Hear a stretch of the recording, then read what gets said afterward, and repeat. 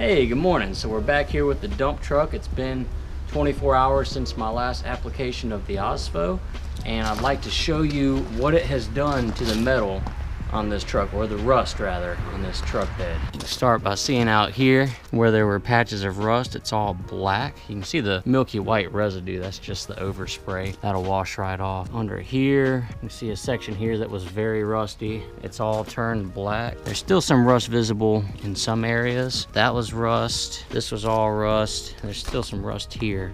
But you see how most of this is turned into phosphate oxide, or phosphoric oxide. Let's go inside the bed. This is all black. And there's still quite a bit of rust in here, but I can definitely tell that it has done some work to the surface of this rust. It's definitely had some chemical reactions. Over here you can tell it's sort of a half and half. You got a bunch of speckled black mixed in with the rust, so not all of that iron oxide has completely converted, but this is a pretty rusted up bed. You see the same thing here, some iron oxide mixed with the phosphoric oxide. But all in all, I'm pretty impressed. I ended up using 2 gallons of the OSFO phosphoric oxide, and I bought a 3rd gallon to do some touch up yesterday that I didn't get on video. Just some spots that were still pretty rusted, like these doors. I went ahead and put a 3rd coat on. So we'll see what this looks like here in just a little bit after I get this cleaned up. See, there's a spot that was all rust. There's a couple of spots there. This whole gash. This was all rust, more rust, more rust. And it has successfully converted quite a lot of this into phosphoric oxide from iron oxide. Like I said, I'm pretty happy about it. And I will be using a red oxide primer from Magic that is okay to put over some surface rust. So I think this surface, once I get it neutralized and degreased, will make a very good substrate for paint. See, all this was a really big spot, and it's converted pretty well. So what we're going to be doing today is, first we're going to reactivate the OSFO with more OSFO, and that will activate the phosphoric acid in there. And then we're going to rinse that off. We're going to neutralize with baking soda and then degrease with Purple Power, which is a solvent-based cleaner. You could use something like Simple Green if you have that more readily available. Of course, we have our protective equipment, and I used about half of this gallon of OSFO yesterday doing my touch-up treatment. So what I'm going to do is, I know that I need a full gallon to spray the entire surface, so I'm just going to fill this up with water and then use that. So it'll be a slightly diluted mixture. I think it'll be fine. It's interesting to note that OSFO does not say that you need to reactivate it. It says let dry for a minimum of 24 hours, then apply paint. That's all that it says. Now online, I found a lot of different discussions on how to prep after using acid treatment on rust, and almost all of them say to neutralize. So I picked up a couple 4-pound boxes of baking soda. I'm going to mix that with some warm water, and I'm going to use the sprayer, and I'm going to spray the entire surface. First we'll rinse, we'll spray OSFO, then we'll rinse with water, then we'll spray baking soda, and then we'll rinse with water, and then we'll use Purple Power to degrease, and we'll pressure wash the entire bed one more time. I'm going to do a very thorough process, but I'd rather be thorough on the prep work than have to go back and redo my paint at some point, because the paint's the most expensive part. If you are interested, this is the research that I've done on using baking soda. I'll try to include a copy of this in the video so that if you want to read it, you'll be able to. But essentially, I'm just going to be mixing the baking soda. This is 8 pounds. I'm going to be mixing it with 2 to 3 pounds of water. It's going to be a bit of a learning curve because I got to figure out the consistency that I need, or the dilution that I need, to be able to spray it through a sprayer, which is not your typical application. Yeah, let's get started. I'm gonna go ahead and dilute the OSFO and spray it on the bed there. That'll be our first step.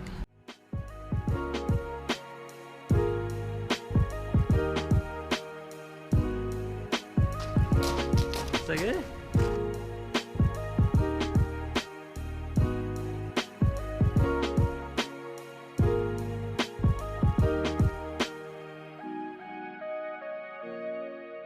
There's some standing water in the bottom of the bed, so I'm going to tilt the dump truck bed up to get rid of that water, and then I'll continue spraying the floor.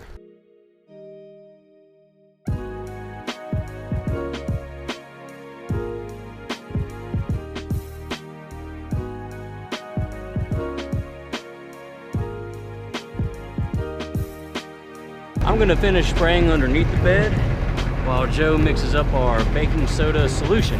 All right, so we're gonna go ahead and mix our mixture. We're gonna start with one 4-pound box of baking soda. Gonna pour it in, mix it, then we'll pour the second 4-pound box in and mix that in as well. It'll make a nice baking soda mixture. Try to be careful not to splash yourself. Make sure you wear safety glasses.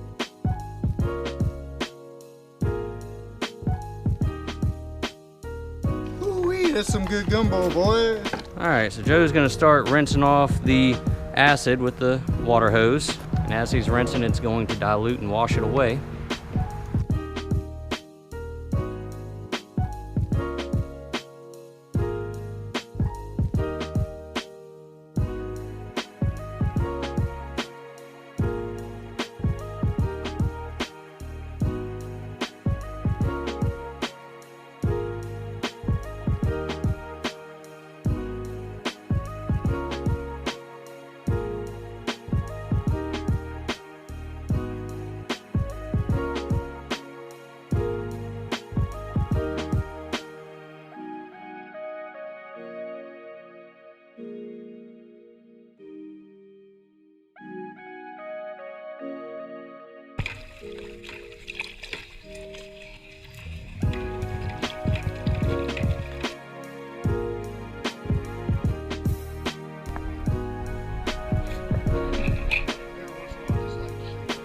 Now we're going to apply our baking soda solution to neutralize the acid.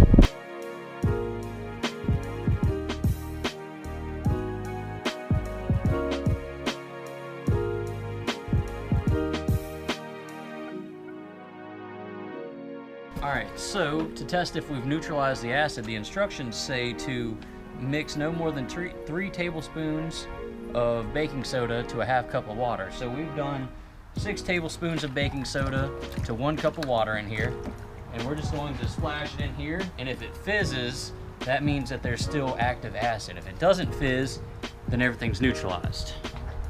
I see no fizzing. That means it's time for a rinse, and then we'll use our cleaner and prep the bed for paint. All right, so just to show you the effectiveness of our solution, you can see all the dried baking soda that is remaining on the truck. So that tells us that we got a good even coverage of baking soda over the entire surface of the truck bed that we're neutralizing. So now we're just gonna rinse it off with plain water, and then we will proceed to the next step.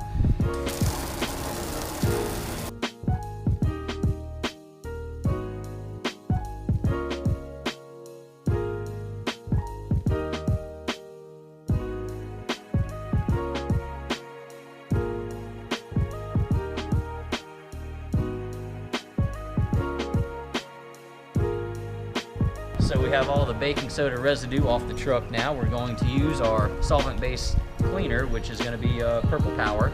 It's about $5 a gallon. This stuff here, we're going to dilute it with 1 gallon of water, so it'll be a 1-to-1 ratio to make it a little easier to spray because we have a lot of surface area and I don't want to run out.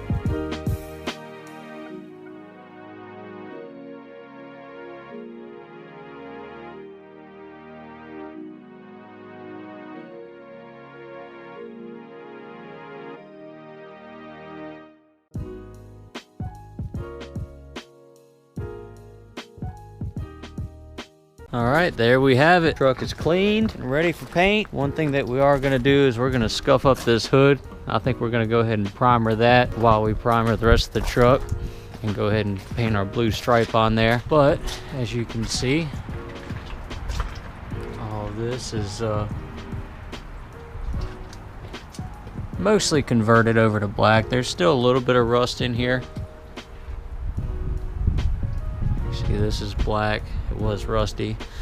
This didn't come through quite as well as I had hoped. Actually, in a lot of areas, I'm not super impressed. But the bed, man, the bed looks a whole lot better. You can see a lot of bare metal, see a lot of black, but you don't see a lot of just plain rust. There's a little bit of rust still here, but it looks a lot better than it did. So that's what the OSFO, the phosphoric acid treatment's done for us so far. Now the real teller is going to be how well this paint adheres. This does look a lot better. There's still quite a bit of rust. I could probably do this treatment a couple more times and get a more uniform result, but I'm not going to. I've done 3 applications of OSFO in the bed and 2 outside of it.